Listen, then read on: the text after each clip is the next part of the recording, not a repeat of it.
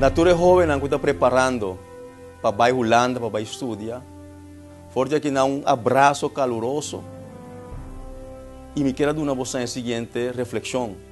Com reflexão para você, por sa que o nosso país está guarda você. Que você é importante para nós, que você forma parte de nossa alma.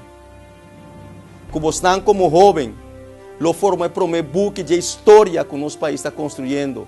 Você é o gênesis de nossa história, de book novo, de país Corsol, de pueblo que está anelado para ter uma pureza back de sua governação, de pueblo que está anelado para ter sangue novo, conhecimento novo, de pueblo que está anelado para estender natura jovem que vai também na você mês, para você por bem construir a pátria de Moçambique.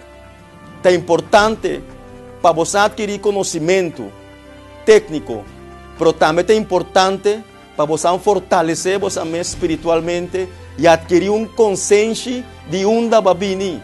Raiz não. Adquirir uma amistade de solidariedade com o companheiro.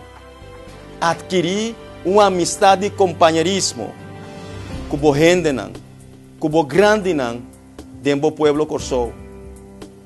Fora de aqui não, me te estendeu man e confirmar na você que arduamente, ferozmente, lo me traga espaço, uma plataforma para ora você regressar nosso país, você não porta servir país aqui, for de uma plataforma que você merece.